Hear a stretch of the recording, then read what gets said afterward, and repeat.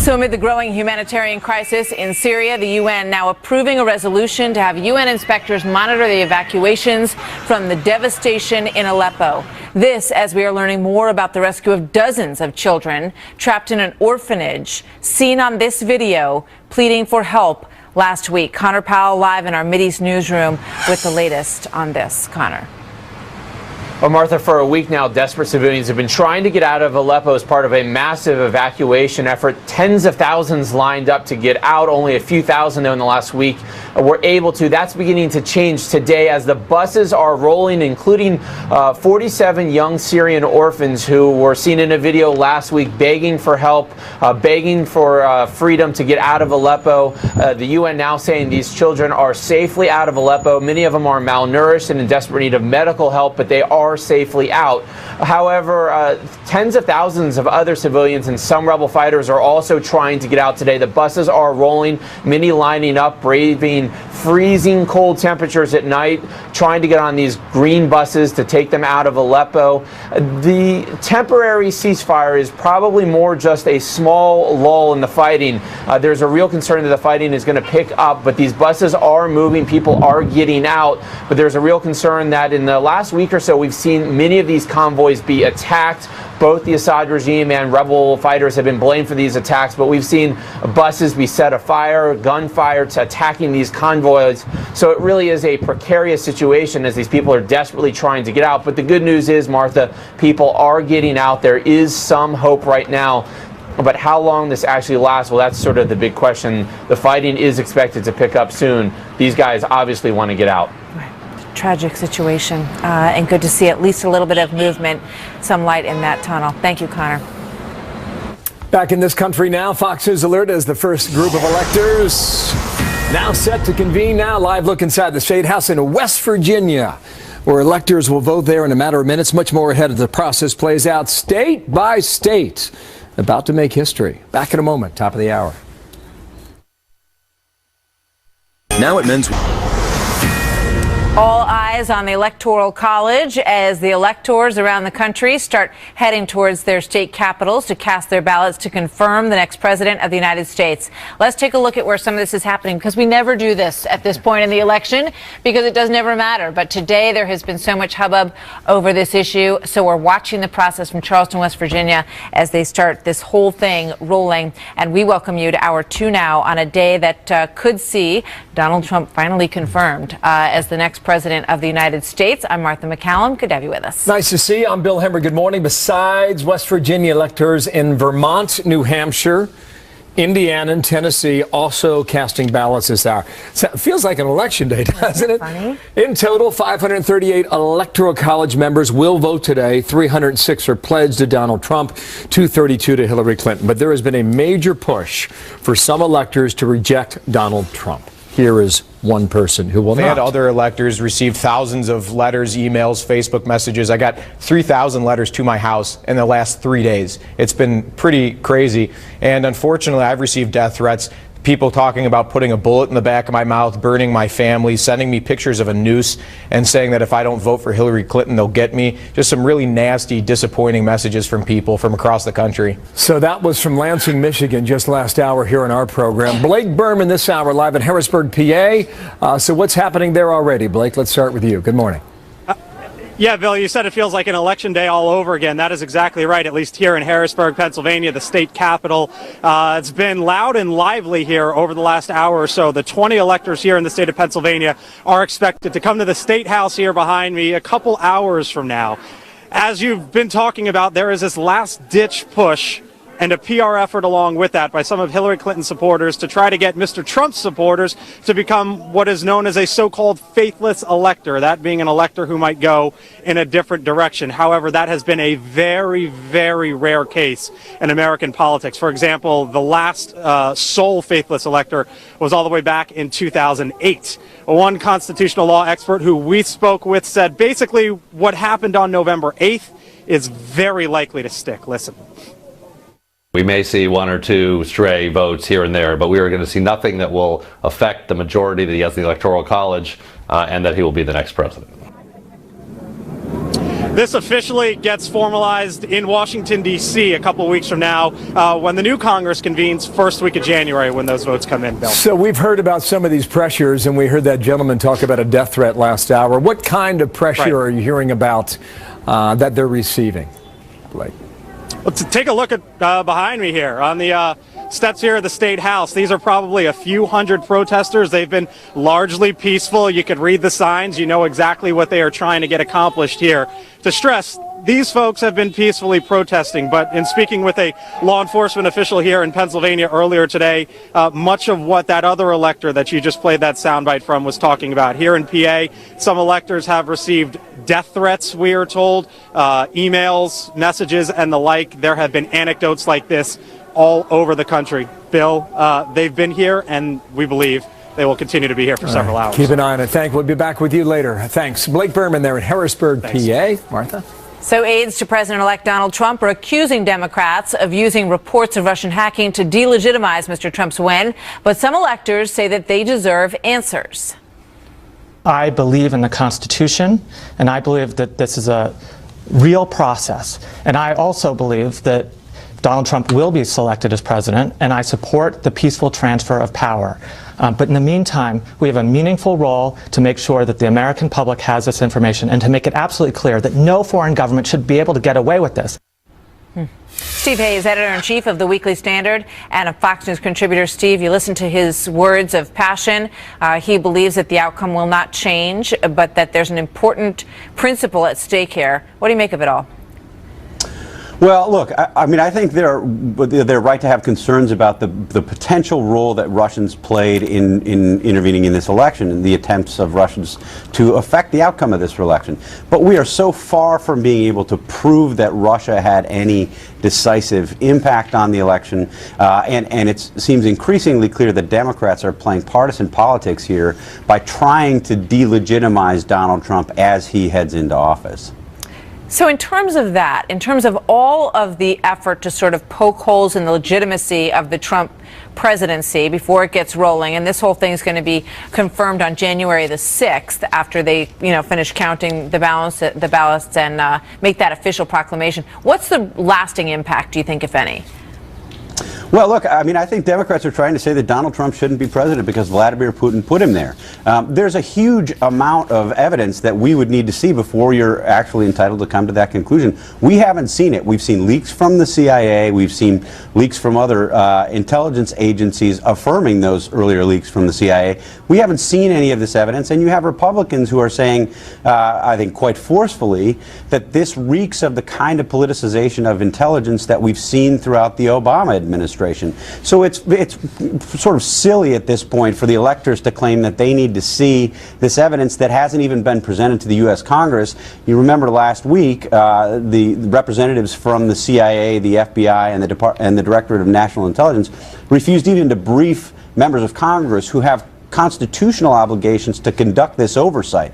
So it's silly to suggest that they ought to be briefing the electors before they brief Congress, whose job it is to look at this. I mean, when you look at, the impact on the election, there's another story in the front of the New York Times, and the president confirmed that on Friday. The president in the news conference said, look, I believe that the evidence is compelling that with regard to these email leaks, the John Podesta emails, the Jennifer Palmieri, that connects back to the Russians, which I get, and everybody would find that to be offensive and embarrassing if that happened to them, and my guess is it's going to happen a whole lot more. But these emails, appear to be truthful, Steve. I mean, they put information out into the bloodstream. It's tough to see how that is, so devastating to an election. Are they pointing at something that really is peripheral to the actual outcome? Yeah, I mean, I don't know. I guess I have a slightly different view because I think that the kinds of arguments that you saw those Democratic officials make in their private emails confirmed or basically reaffirmed the main argument Donald Trump was making, which was the system is all rigged. I mean, in many cases, that is what those emails showed. I mean, some of the emails were sort of unimportant, gossipy kind of emails back and forth. But the main takeaway, I think, from those emails confirmed Trump's broader argument. The problem is, as you said, Martha, the President of the United States went out and gave a press conference in which he said, it looks like this may have happened, and it may also have involved the John Podesta hack. As far as I can tell, based on my reporting, and I've done a fair amount of reporting on this, We don't yet have evidence of that. We may get to the point where we have evidence of that. If we do, it's deeply troubling, and we need to have a broader conversation about the kinds of measures we need to take to protect the integrity of our elections. But if we don't yet have that evidence, remember, the President of the United States asked for a report from the intelligence community. He hasn't yet gotten that report. If we don't have that evidence, it's irresponsible for the President of the United States to go out and make those broad assessments or draw those broad conclusions based on intelligence that he hasn't provided us. Yeah. I mean, I just can't get past the fact that what was exposed revealed that, yes, they were working hard to make sure that Hillary Clinton became the nominee. I mean, it was the sausage making that was exposed, but there's been no compelling argument that it was untruthful or that it was manipulated at this point. So I think it's a tough argument to make. Anyway, Steve, thank you very much. Great reporting on this as always. You bet. We'll Thanks, talk Martha. to you soon. So the incoming White House Chief of Staff speaking out about the Russian hacking claims. Reince Priebus with Chris Wallace on Sunday, suggesting President-elect Trump would accept the intelligence community's findings if its leaders came to a public consensus. I think he would accept the conclusion if these intelligence professionals would get together, put out a report, show the American people that they're actually on the same page, as opposed to third parties through the Washington This wasn't Post. a third party. Right, This was but John we haven't heard Brennan from issued a Clapper. statement. But we haven't heard from Comey. I mean, so look, I think that these guys should be straight with the American people and come out and say it.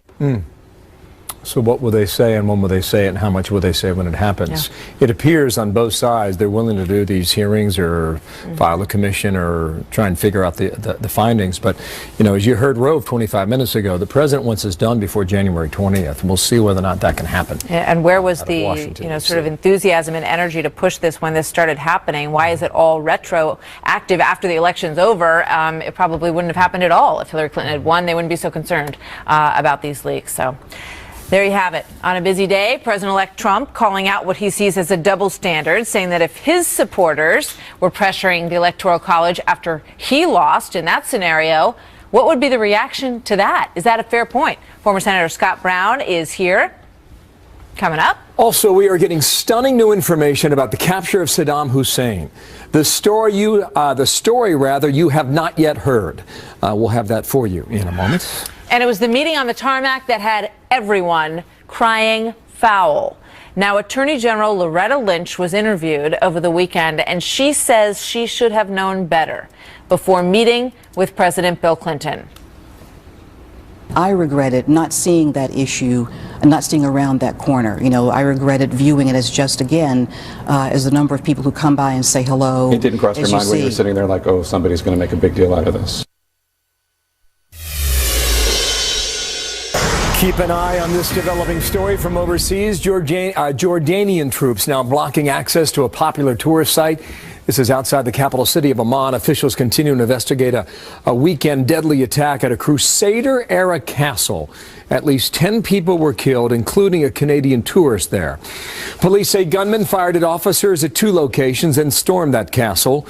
Authorities saying 4 gunmen were killed by some of the security officers after a standoff. No one claiming responsibility yet, but officials in Jordan call it a cowardly terrorist attack, end quote.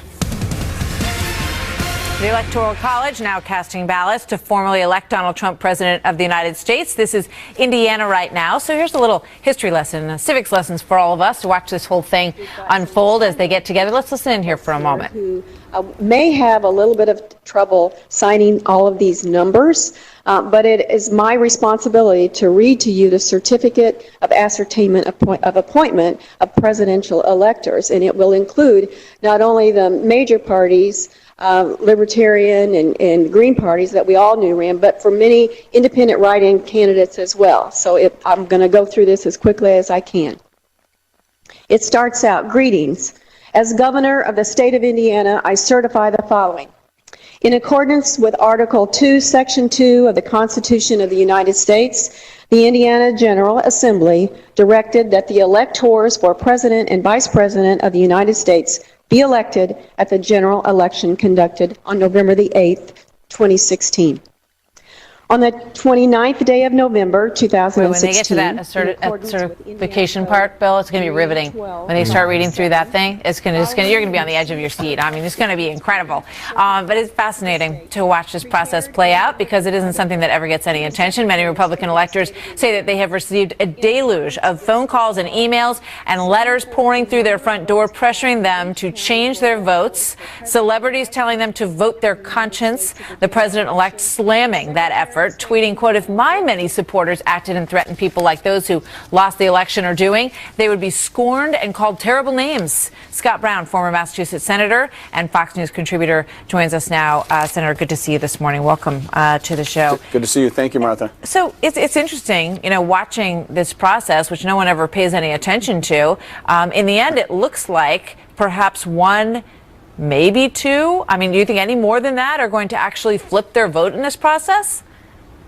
I would certainly hope not. I know over the course of history there's been, I think, a total of 9 that ultimately have changed their votes. But there's been a tremendous amount of pressure, and it's an incredible double standard. If we had, if everything was reversed, you'd hear this outcry, and you'd ask people, force them, to be prosecuted and go to jail, all the threats and the harassment. But, it's kind of typical. It's another effort to undermine this president-elect and all of the folks that have supported him. I know, it's so interesting when you think back to Election Day when the numbers had been leading in Hillary Clinton's direction, and there was no discussion about this. In fact, President Obama said, look, our elections are free and fair in this country, and it's virtually impossible to mess with them or manipulate the outcome. You just can't do it. Boy, that tune has changed. Of course, it's changed, and here's the thing: everyone needs to remember. But not for the DNC having like a real firewall and actually like maybe spending a little extra time, effort, and money, they never would have been hacked. The RNC was attempted, and they didn't get in.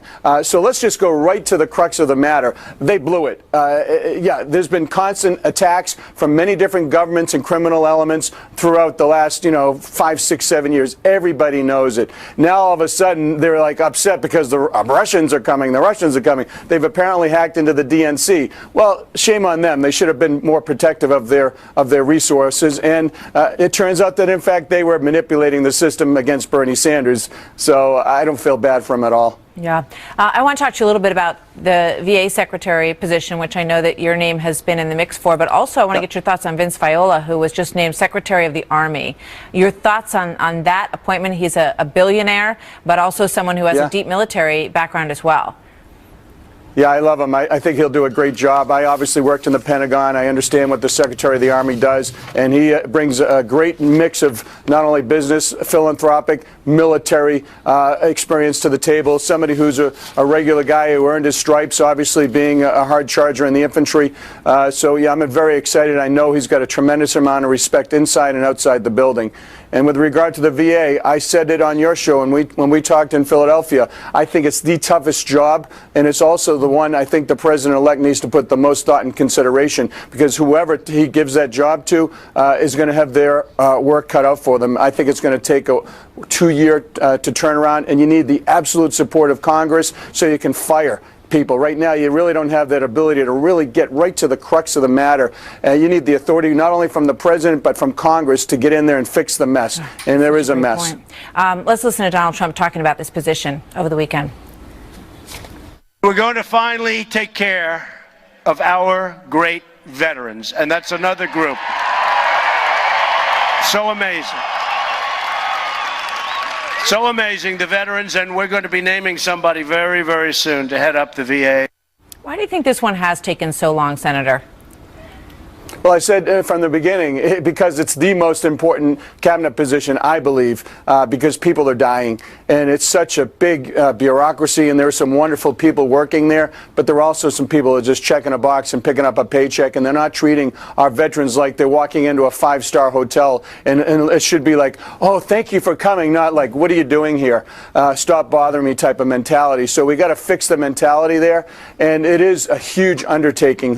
Whomever he gives it to is is going to have their hands full, and they're going to need that public-private partnership, not only the members of Congress and the executive branch, but also the governors, the elected officials in their individual states, and the philanthropic nonprofit groups, all the veterans groups, to come in and actually lend a hand. It can't be done just by one person. It really needs to be a team effort, and I don't think we've seen that in quite a while. And as you point out, that person has to have the authority to fire people who are not doing their job. I don't know how you can run any agency in this country without the ability to clean the ranks and get some of the dead wood out of there when you're not getting the results that you need. So that needs to be fundamental in the reform in that agency. Sorry, Martha, there's a little delay. I apologize, but you're absolutely right. If you don't have that tool in the toolbox, forget about it. It's just going to be a waste of time. All right, we'll see who gets it. I know Scott Brown is on the list from everything we hear. Scott, good to see you today. We'll see you next time. Tell you, Thank you. We'll take you to another state capital, too, in a moment here, okay? Stand by for that. With Democrats blaming Russia, white supremacists, and the media for their election night loss, one columnist says it is time for the party of Clinton to face reality. His point next. And the finger pointing in Camp Clinton continues. Why some of Hillary's inner circle are putting the blame squarely on one person. A fuel truck crashes off a highway in Baltimore and burst into flames. A massive fireball captured on camera. Watch this. Yo! Jesus Christ, yo! What is going on? Yo! Authorities believe that video may be key to their investigation into what caused the deadly 67-car pileup early Saturday. The tanker driver and one other person was killed. 23 people were rushed to the hospital. The crash was the largest multiple collision on an icy road that we have seen in some time. Incredible video. Awful pileup. Michelle Obama said yesterday that there's no hope.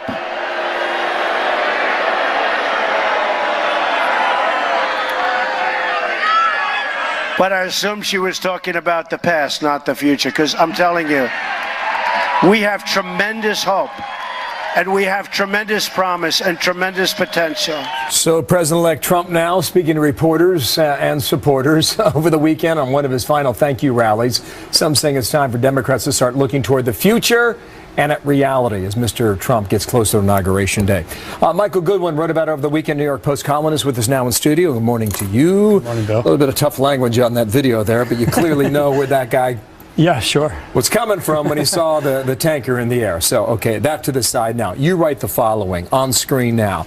We could be witnessing the death throes of the Democratic Party as we know it. With Obama and the Clintons encouraging the attempted theft of an election they lost, and failing to denounce intimidation and death threats against Trump electoral voters, most Americans have reason to consider the Dems a dead letter, end quote. Where to, Michael? Well, look, Bill, I think the column really is about how the Democratic Party was supposed to rule for a very long time. You had Obama going to hand the torch to Clinton, and she would win the election, control the Supreme Court, the regulatory state would silence the coal business, it would shut down a lot of industries, the courts would enforce dictates on every American. Whether it's about bathroom use or where they can go to school or how much insurance they have to carry, how much they have to pay for it, you would have the rise of bigger and bigger government. And of course, the people who actually work for a living said, no, we're not going to do that anymore. We've had enough of it. And now for the Democrats to be fighting the election this way, for the president not to use his press conference on Friday to say, stop it. The election is over. Donald Trump won legitimately. Let's move on. Let's unite the country. That would have been the presidential thing to do. Where is Hillary Clinton on all this? While these electors are getting death threats, where is she? Why hasn't she spoken up and say, don't do this in my name? This is not for me. I don't approve of this. But both of them have been silent on what is an unprecedented attack on the constitutional system. We had an elector from awful. Michigan last hour talking about the death threats he has received. Sure. He's contacted police. We'll see where that goes, if anywhere. But your larger point is that Democrats believe that they were about to build on a political dynasty. Right. This was going to last. People said, hang on. Yeah, this was going to last for a long time. And look, I think that why it collapsed, why they were defeated, is because they had run out of ideas. I mean, Hillary Clinton's message was, we're going to have more of the same.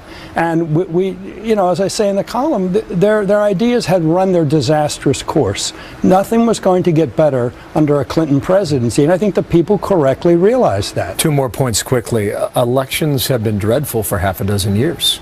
Right. The 2012 presidential election notwithstanding, where Barack Obama won his second term over Mitt Romney. How then does Donald Trump, with this as a foundation for the point we're making today, how does he succeed in 2017 and beyond? Well, as I said in the column, his performance will be the final verdict on 2016. If he is a good president, if he delivers jobs, jobs, jobs, if he delivers peace through strength, then I think he will be able to knit together a governing consensus about this country. It's a pragmatic administration, I believe. I mean, he was a Democrat for most of his life. Many of his positions are clearly not set in stone. So I think there's a lot of pragmatism in a Trump administration. And if he can govern successfully, then I think what we are witnessing with the Democrats may be a whole new party being born, because they are simply not able, I think, this way to govern anymore. So Trump has really an unprecedented opportunity in our lifetimes to set a new course for politics and for government. I think that's what the country is hoping for, but it's a big, big challenge. There's a lot going on in the world. There's a lot going on at home. It's a very difficult, steep hill. Your point about results is very well taken. That will be the measure of success. Sure. Thank you, Michael. From the New York Post, Michael Goodwin. Thanks. Thanks, Bill. Martha? Well, you remember the impromptu meeting between the Attorney General, Loretta Lynch, and a former president.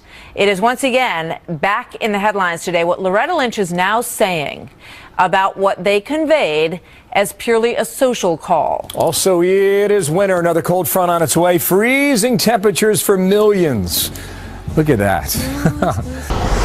So just moments ago, the Kremlin putting out word that Vladimir Putin and Rouhani, the leader of Iran, have been having discussions about moving forward the political process to do something in Syria. What that something may be, knowing that they have been aligned with Bashar al-Assad, we will see. But in the meantime, the United Nations Security Council unanimously approving a resolution to deploy monitors for formerly rebel-held areas in eastern Aleppo.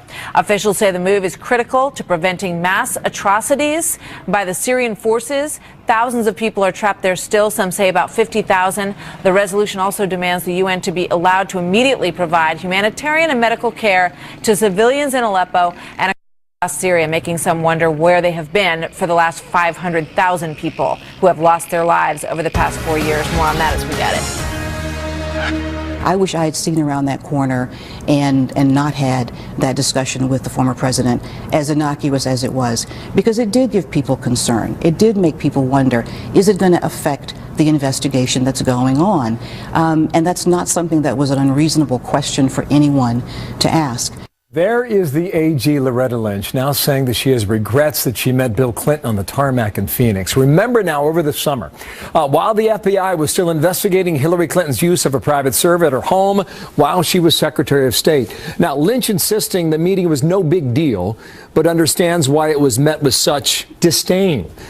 Former New Hampshire Governor John Sununu, once White House Chief of Staff to President George H.W. Bush, and now author of the book The Quiet Man, among many other things. And Governor, on a Monday, good morning to you and Merry Christmas. Merry Christmas, Bill. How are you? I'm fine. Thank you for your time. My guess is they probably thought the story would never get out. And that's perhaps why she took the meeting. What do you think about that now? It wouldn't have gotten out if it wasn't for one reporter in Arizona that caught a glimpse of the president moving over there. And as you, all of a sudden, the Secret Service tells everyone there to put their phones away and no cameras. Their intention was to have a secret meeting. And it turned out not to be secret. They got caught, as often happens with the questionable behavior of the Clintons, and it became an issue. It was one more straw on a haystack of questionable behavior. Just one more. Yeah, go ahead. Sorry, No. And when you keep piling things on like that, it becomes a problem. Here she is again. Again, this is Jake Tapper, CNN. Lynch talking about the regret she has now. Just listen to this. I regretted viewing it as just, again, as the number of people who come by and say hello. It didn't cross your mind when you were sitting there like, oh, somebody's going to make a big deal out of this. And our conversation went on a lot longer, certainly, than I had anticipated, because it was just going to be, hello, how are you? And everyone was going to go on about their evening, as far as we were concerned. Now, this is the Attorney General of the United States. And she went on to say that he's a talker. And that's the reason why it went on as long as it did. I'd imagine a lot of people are saying, why did it even happen in the middle of all of that? Well, remember, Loretta Lynch was appointed U.S. Attorney by Bill Clinton. He was a mentor to her through much of her political ascendancy. And so, in an odd way, she might have been trapped by the president, who may have had different intentions than hers on what the meeting would be about. And look, even if the conversation was innocuous, as she says, the fact that it was held, the fact that the husband, former president of the United States, the husband of the Democratic candidate for president who is being investigated by her department, is looking her in the eye and having a conversation, that in itself is intimidating and certainly puts pressure on her to try and make sure that things don't go badly for Mrs. Okay, Clinton. let's move forward a little bit to the Trump administration. Now, Henry Kissinger was on CBS on Sunday, and he suggested that there is a legitimate opportunity here for the president-elect when he said the following. One could imagine that something remarkable and new emerges out of it. I'm not saying it will. I'm saying it's an extraordinary opportunity. What he's talking about is the partial vacuum of world power. World leaders not entirely familiar with Donald Trump's thinking or his decision making, and within that, he finds an enormous opportunity for the next administration. Is there, and will that happen? Look, Henry is a very astute observer of what goes on in this world, and I think he's right. The vacuum that Obama left by having America retreat from leadership really shook things up. Trump is now coming in with a world in which the relationships are uncertain. He has an opportunity to rebuild them in a very different way. And I think that's what Henry Kissinger was referring to. And it is an opportunity if the president-elect, when he becomes president, takes full advantage of the fact that those connections have to be reestablished and he can shape the form of those connections. Governor, thank you for your time. John Sununu in New Hampshire there. Thank you, sir. And Merry Christmas to you. Okay. So there's a new book coming out this month that reveals startling details about Saddam Hussein. John Nixon, a former CIA analyst, interviewed the former Iraqi dictator after he was captured in 2003. He says he found Hussein to be, quote, clueless, even thinking 9/11 would bring Iraq and America closer together.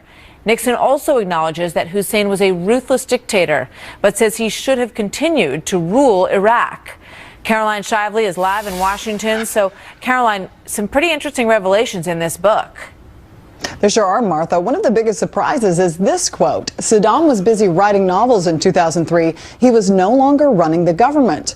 John Nixon writes that Saddam Hussein had turned the day-to-day operations over to his lieutenants by the time the coalition invaded in 2003. He writes the CIA had some evidence to that effect before the invasion, but it was never relayed to policymakers until after the war.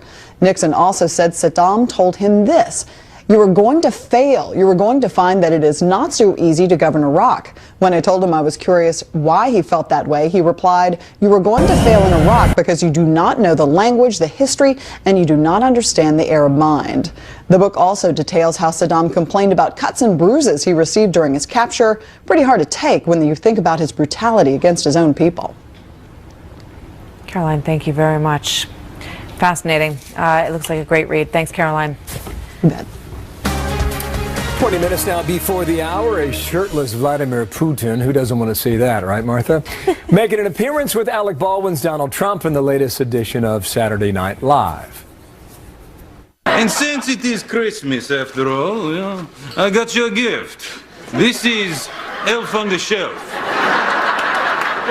It's fun. You just put it right here next to your internet router. And you keep it there all year. It's fun, yes? fun. Yes, I love that. You're going to ride in on a horse hilarious. next time. Pretty good stuff.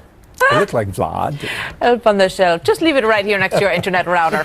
Do that. All right. Coming up this morning, Hillary Clinton's team is lining up another target for their election loss fury. Can Huma Abedin really shoulder the blame? And why are Democrats so reluctant to point the blame at the actual candidate herself? We'll talk about that. Also, winter is coming, Martha. In fact, winter is here. An Arctic blast sweeping across much of the country.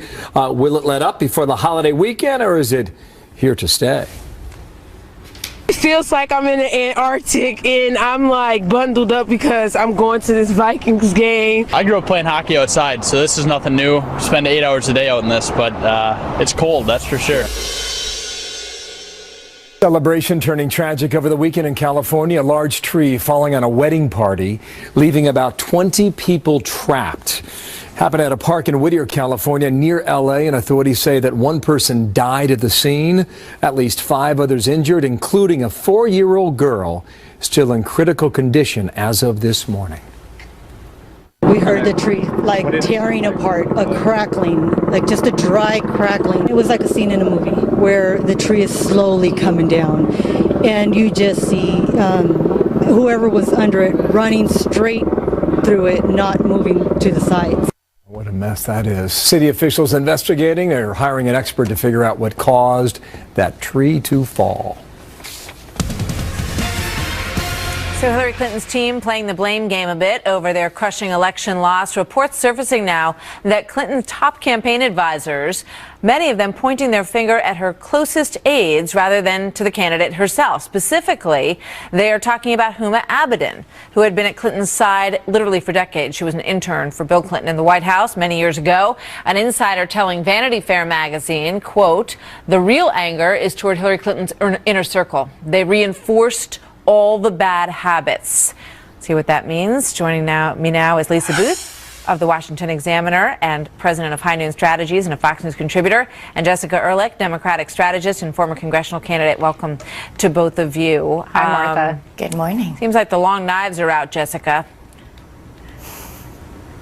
They are, and I think it's a bit of a, at this point, a pointless exercise in, pointing fingers. But, that's definitely what happens often. It's a bitter loss, not only for Hillary supporters, but for many people, for Democrats and, a lot of people across the country. And, hopefully this will stop and there'll be some reflection and some changes. But, definitely I think part of the reason that they're going, against the sort of inner circle is because so often, unlike with Donald Trump, who seems to be more, directing things and changes staff frequently, in most political campaigns, it really is the staff who sort of are the gatekeepers. And I think there's a lot of people who are like, well, if I had only been able to talk to Hillary and tell her what I thought, Sure, that would have changed things. Yeah. A lot of Monday morning quarterbacking. Let's take a look at one of the other lines from this story in Vanity Fair that goes on to say this. She was enjoying the red carpet and enjoying the photo spreads much too much, in my opinion. She enjoyed being a celebrity too much. That's from an unnamed Clinton source in the Vanity Fair piece. Lisa, I think one of the questions that it does bring up, though, is the insularity that Jessica just referred to. You had, Robbie Mook, Jennifer Palmieri, John Podesta, that inner circle that has been tight around her forever. Do you think she may be thinking twice about that?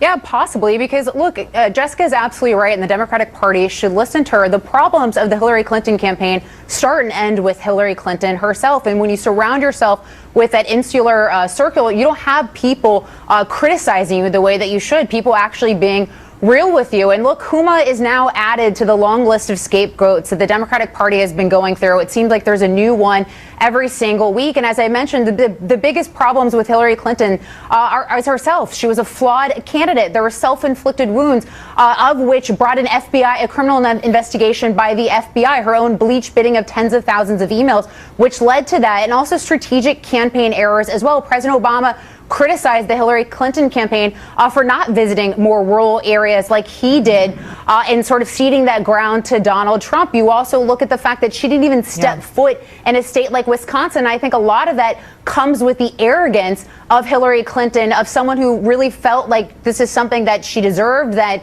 you know, she didn't have to work as hard for it. I think that's part of the reason she had a difficult time, you know, almost defeating Bernie Sanders as well. And when you have that insular circle, they're just sort of feeding that narrative of misconceptions. Jessica, you know, you look at all the fingers that are being pointed in different directions for this loss. What do you think is the biggest lesson from it? What do you take away as a Democrat and you look toward the future of your party? Well, it's interesting. There's been actually quite a few articles. I think it's not just in, you know, the presidential campaign. It goes all the way down through, you know, even the congressional campaigns. Is this looking at, you know, who are the consultants, who are the people we're working with? Because in general, our message really, a lot of it was co-opted by Trump and was popular and won in a lot of these states where Obama had won and we saw Trump win, even in counties and places like, you know, in my hometown. And it was very shocking to people, but somehow, even though we had the right messaging and people, you know, there's a lot of commonalities that we believe in, it wasn't getting across to the voters. And how do we do that going forward and make sure people understand what it is that we represent as Democrats and that we have the same values and we're going to try to implement them, whether it's in local government, state government, or in Washington. And that's where sort of the disconnect is. And I think focusing on that and making sure that we're doing everything we can, certainly across the board for Democrats and Republicans. This was a revolutionary campaign that Donald Trump did. It changed both parties' realities. But the Democratic Party has been rejected for the past 8 years. I mean, you guys have lost. You control more. The Democratic Party controls fewer state legislatures than ever before in history. Republicans control a majority of governorships, House and Senate. Jessica. It's the message. Thank you very much to you both. We'll pick it up next time. Thanks, ladies. Thank you. So another cold front now making its way across the country. Frigid temperatures caused this lighthouse on Lake Michigan to freeze. How long is that Arctic blast going to stick around as we count down 6 days until Christmas?